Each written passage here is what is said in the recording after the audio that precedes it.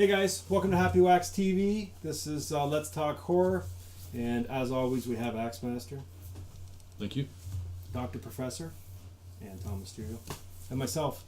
And okay, so tonight we are talking about our favorite movies. We just got done talking about movies that scared us, so now we're talking about movies that we loved. Might not have scared us, but are somehow special to our hearts. Yeah, and again, this is going to be probably a multiple-parter, so we'll touch on it tonight, and we'll come back to it probably many times in the future because there's so many fucking movies that we could. I know. I have a lot that I liked, but yeah. So this is just a few of our favorite horror movies and sci-fi movies that we cared for. And, may I say some cheers to episode number 4? Absolutely. Of Let's Talk Horror. Yeah. Just doing the water. Is it Sally Forth? That's my only Evil Dead 3 reference. There you go. Okay. Speaking of which, why don't I? Yeah. Why don't I do that since I'm already rambling on? Because you're already doing it. Because I'm already doing Go it. for it. A much anticipated movie that came out, which I was dying to see because one of my movies that scared me as a kid was The Namesake. Evil Dead 3, Army of Darkness. Oh shit. That was one of my, it's among there. It's not a scary movie. It's the campy horror it's fun horror. It's freaking hilarious. Yeah. And branded, there's so many one-liners in that one. Oh. And it's... Yep. I don't know. I think it's a more accessible way to bring the horror genre to people when they do things like that. Like the original was scary as heck. Mm-hmm.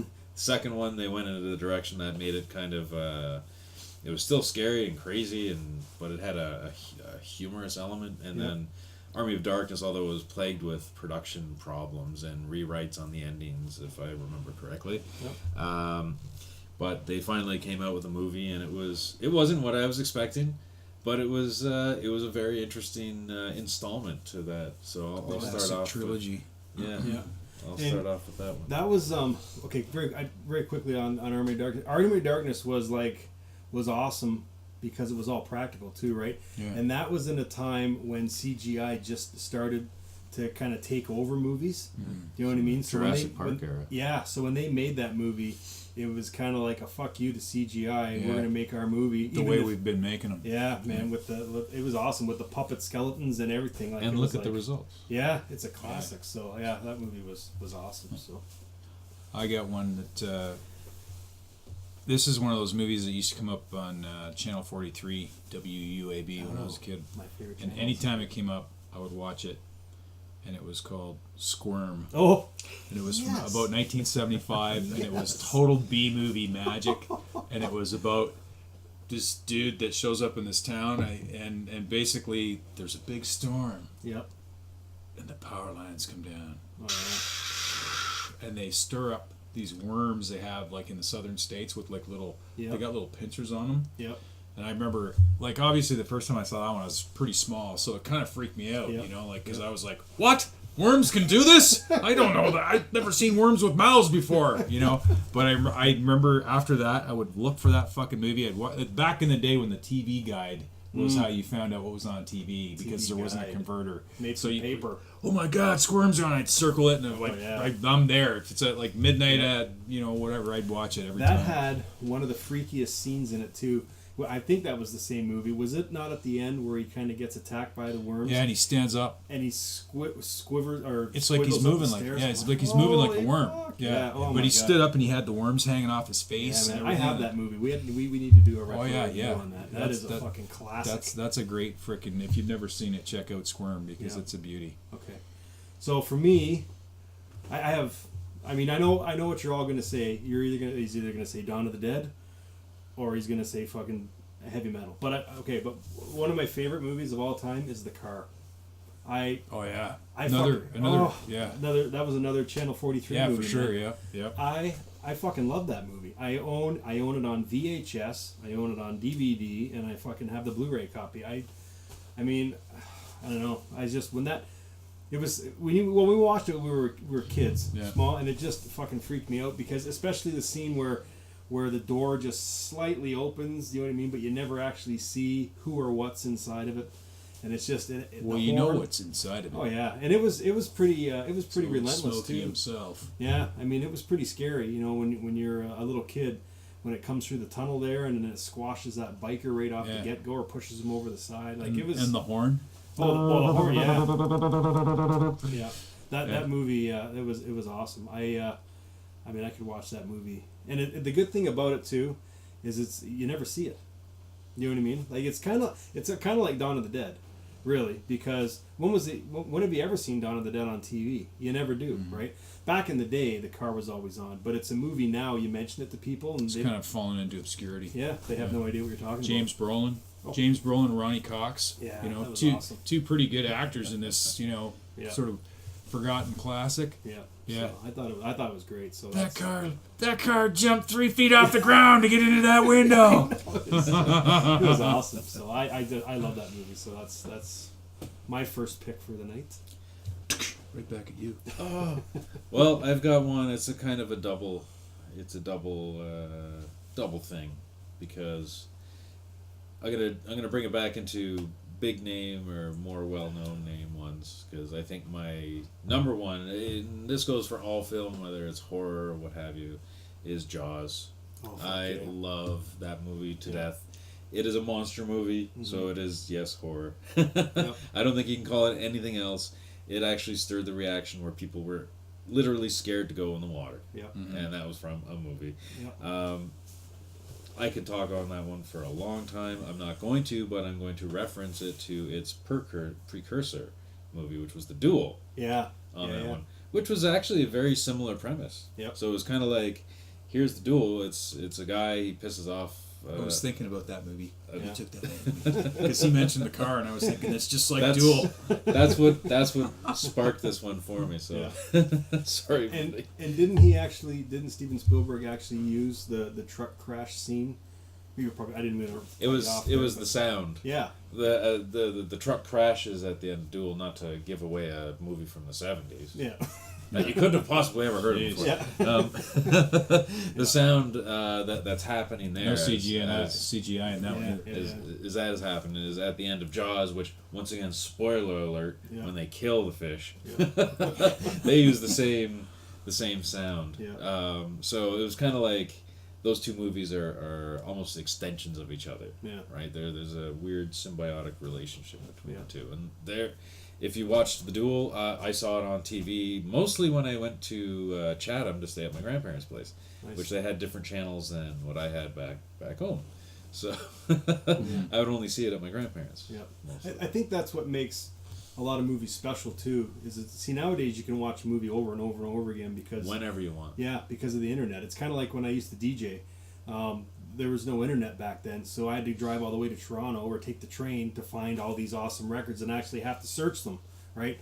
But now, even on fucking YouTube, I can type in Fingers Incorporated or Frankie Knuckles, and it's right there. You know what I mean? Like, there's no search, like everything, and it's kind of like movies, anyways, for me, because again, for the car or Squirm, you could only see it when it was on Channel 43, which was like maybe once a year. You know what I mean? The same with the movie Gargoyles. Yeah, there was definitely a rotation. I mean, they would come back a lot. Yeah, you know, and so that's every year, but you know, that's what really makes it special for in my eyes, anyways. Is because it doesn't necessarily have to be the best movie ever made, but it's just something that you were dying to see when you were a kid, and you searched the fucking TV guide to see if it was going to be on this week, and if it was like, you know what I mean. And if it wasn't, then you're disappointed for another week till the next TV guide version came out, and then you fucking saw it was on Saturday night. So that's what I used to do. So, but okay, I'm gonna go to a more recent flick that I really like.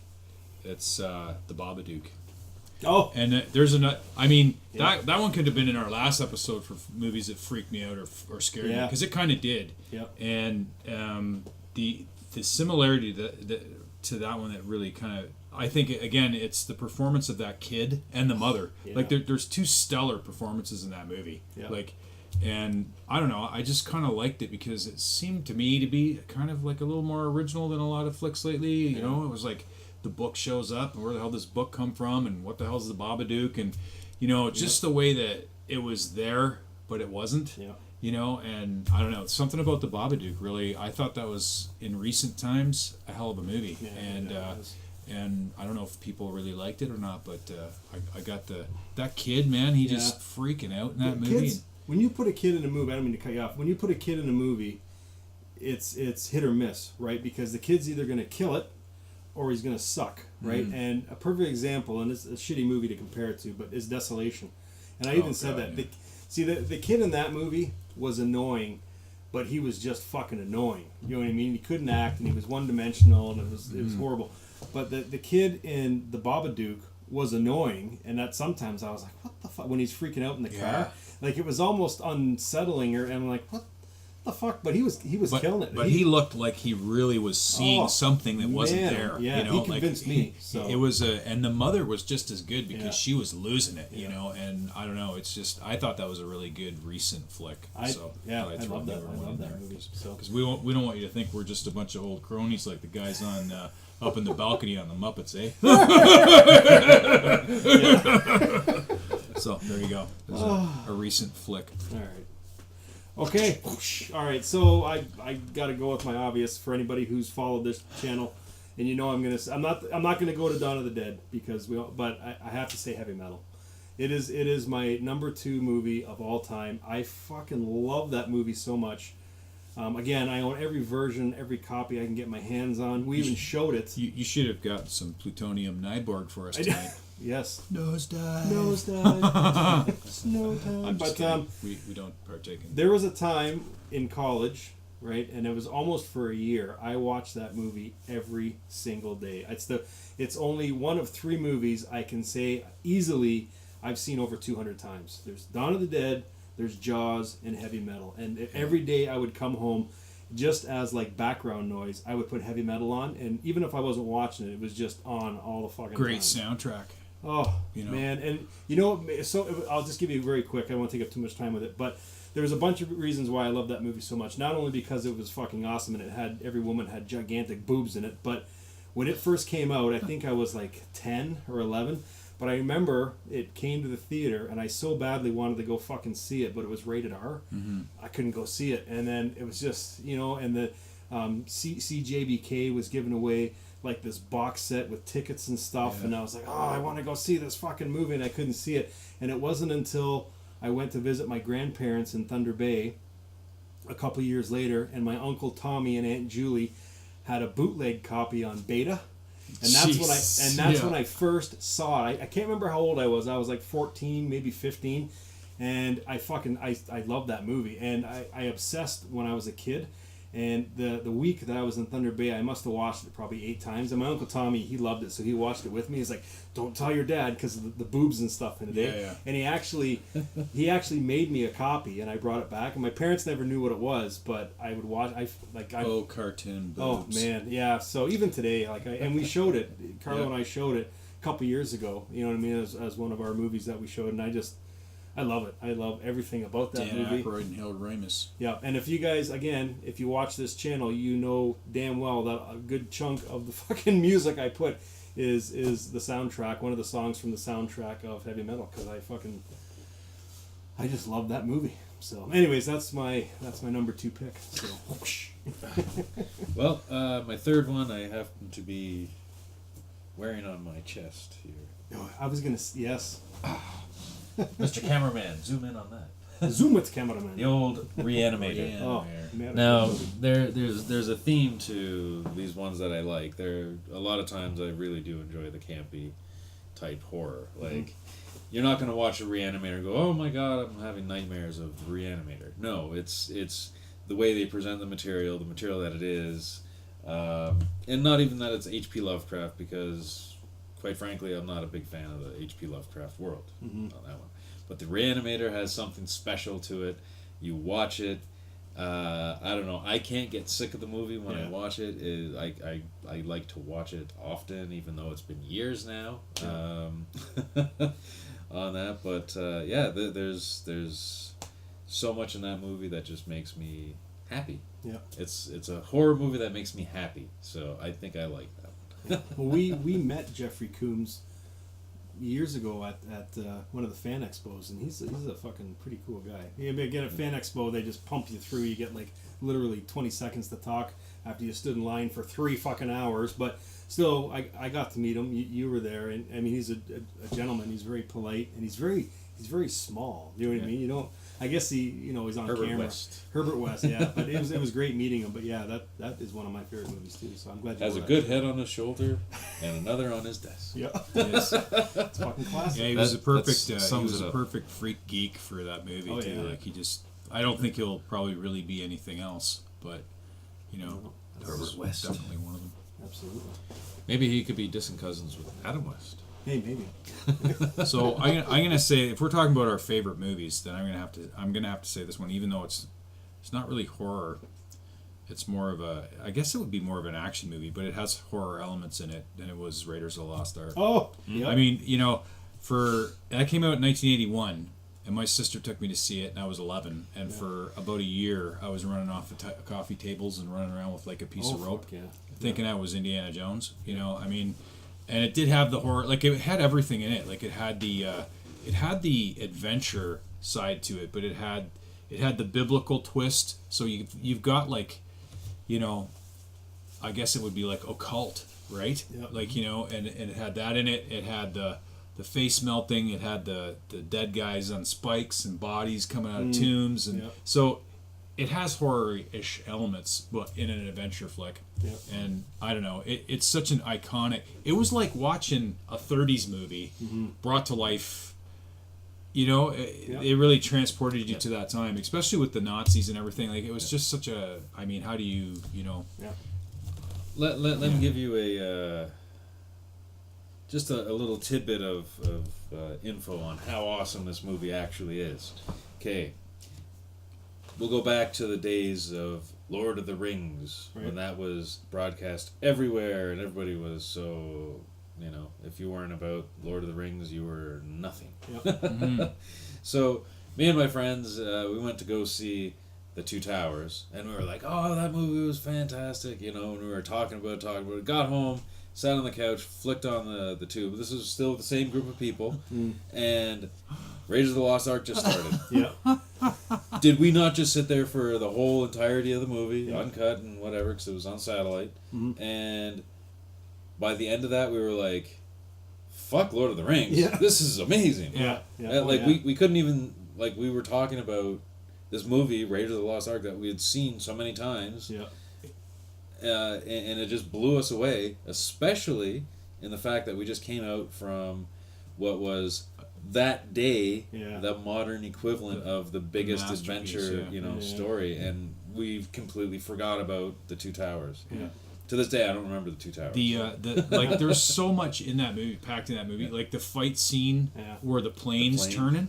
I mean, and he's fighting this huge German guy, and he's getting his fucking ass kicked. Right? It's like he's like, "Come on, kämpf, Junge, kämpf," and the guy's like, he's like, and he's like fucking giving him everything he's got, and then he just goes, and the guy's just like. Gives him a jab and he falls down. He's got like blood coming down his chin. It's like, oh man, like it was like a real hero because he took his beating, took his licks. And he's so beat up on the ship. Like I just like that movie is I don't know. It just stands out in my mind for. Oh yeah, and it's a movie I hope will never get remade. I don't think it's just I don't want to talk about remakes, but it's just one of those movies that one, but that should just be tucked away in a vault and never just like ever the Ark. Yeah, exactly. Yeah. Yep, for sure. Put it in the secret archives. Yeah. So how many's not a spoiler there either? Three and three. Okay, so this is my third. Okay, so this one's a little bit modern. Again, I feel like you guys already all know this because I fucking talk about these movies all the time. Exists. That movie to me was.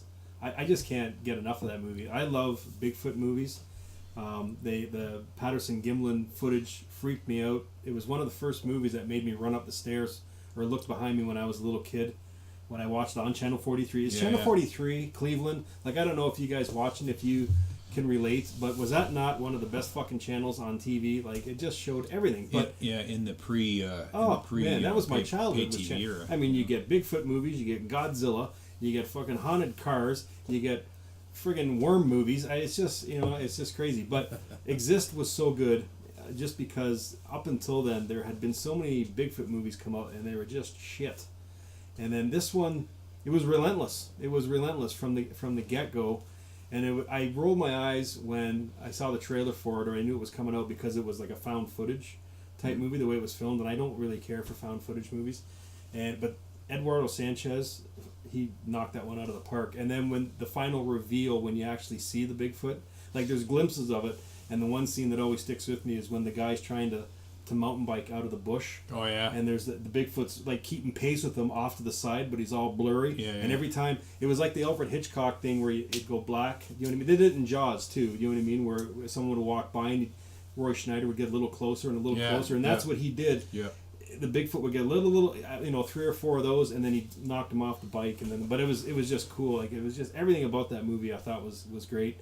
And then at the end there, I don't want to, for somebody, because it is kind of new still, but I won't say what happened at the end. But the creature when they show it is fucking, like, he's one of the best Bigfoot creatures I think I've. Oh yeah, it's awesome. That's an awesome. So, yeah, for sure. and he's the same guy that did Blair Witch. So yeah. I mean, he's got 2 thumbs up in my book, because I just think he's great. His movies are fantastic. So where are we here? We got 21 minutes, so I think if we go quick, we can do one more. We can squeeze 4 in. So Can't change the turnover. It's your turn. yeah. We're going that way. Oh. Well. Is that water? That's vodka in there, isn't it? Have another drink there, Dr. Professor. Dr. Professor? It sure ain't Dr. Professor Pepper you're drinking. No. Oh my God, there's just so many movies. Like, as engaged as we are in the conversations, I just keep getting lost in listening to the stories that we have here. Mm-hmm. So, let's see. Am I doing... It's not all-time favorite movie. I'm going to throw this one out there because I actually really enjoyed it, and I'm going to stick to my theme of kind of comical things. This is one that I hadn't seen till just recently, and I've watched it a few times, and I just really enjoyed it. And it was Tucker and Dale versus Evil. Oh yeah. that movie is great. That is, Yeah. That once again for accessible movies. Yeah. Like, it's not going to scare your pants off. No. On there, but it was the cleverness in the way that they had everything laid out. Yeah. On there, where the 2 guys are just going up to the cabin to fix it up, and these college kids hear some sort of a tale, Yeah. and they see these guys in the in the cabin, and their imaginations go wild, and as they're trying to escape, they end up injuring themselves mortally Yeah. in the process, right? And yeah, that movie just really it took it to new levels for me, which I hadn't seen in a lot of movies. And being a newer movie, I'm usually somewhat prejudiced against, because I've had some really bad experiences with new movies. Yeah. Mm-hmm. But this one was just absolutely fantastic. Like, I can't say enough good about it. I don't want to give it away. No, and you and I don't know if you remember, but quite a few years ago, thanks to the power of the internet, I got a copy. Remember before they put the special effects in, so it was all green screen and stuff. So that's the copy that I saw. You know what I mean? So I know isn't the new ones? It's on Netflix now. I think it is. It is. Yeah. I think it is. So I haven't actually seen it with the actual CGI effects in it, but we watched it. So when they were getting splattered and stuff, it was like with the actual green screen, because they hadn't actually put the Put in the effects. yeah. So that was pretty funny. But even nonetheless, that was a fucking great movie. I'm glad you said that one, because that's a movie that I don't think a lot of people know about, and I actually forgot about. But now that I remember, it's pretty fucking good. Any movie with a wood chipper death is A+ in my books. Yep, absolutely, absolutely. Okay. All right. So there's another one that was a WUAB favorite. And anytime it came on when I was younger, and even recently, I think I've seen it somewhere, but it was the original War of the Worlds, or the 50s version, with the ships and the death rays coming out of the ships. Yeah, like, so I mean, classic. The sound. Yeah, iconic. I mean, that one, I would always make sure I catch that one, and I will still watch it now. And it's better than the one they remade. There's another one that it got remade, but it just lost it somehow. And And that first one with the 50s guys running around, and if you haven't seen it, you should check it out, because if you like 50s horror, I think it's one of the better 50s horror movies, man. You know, like with the special effects and stuff like, you know. even just all the stuff it caused, too, when it came out, because a lot of people thought it was real, right? So, thought it was actually happening, so. Well, that was a radio broadcast, I think. Yeah, but then when the movie came out, too, but... Well, yeah, I guess you're right. It was the radio with Orson. Because that was Orson Welles did it in the 30s, right? So I'm a little drunk. And then they made a movie out of it. But it's funny too, because you said the remake, but Steven Spielberg did the remake, I think, didn't he? I think. Yeah, I think with Tom Cruise is in it, right? Yeah, I know. Yeah, but I think that's a Steven Spielberg movie, and I was actually disappointed with that. Mm-hmm. To me, Steven Spielberg, anything he touches is fucking gold. Yeah, he didn't. And I didn't really care for that movie, so it just didn't. So. Okay. I was just thinking. Okay, so for my movie, and again, I feel like I'm fucking repeating myself because I talk about it all the time, but it is Demons. The original Demons. We watched that. Yeah, I love that movie, and and we were lucky because we got to sit beside them and interview them when they came to Shock Stock. So. Yep. That is another movie that I have watched repeatedly. I think all my favorite movies I've watched repeatedly. I just obsessed with them for a while, and I just watch them and watch them and watch them. But I've easily seen that movie probably 50 times. And it's just everything about it, the soundtrack, the cheesiness of it. Oh, yeah. You know what I mean? Like Bobby Rhodes he kills it. Like it's not even his voice. You know what I mean? Like it's overdubbed. They didn't even use his voice in it, for God's sakes. But, and it's so funny because Greta's in it, but she's not the main star. And she has, she's like a co-star, but whenever you think of Demons, like she is like the main character that pops up. You know what I mean? It's so awesome. But it was just everything. I think it was because it was shot in a movie theater, and I don't know, there was just something about how it was shot in that theater that it drew me to it, and claustrophobia.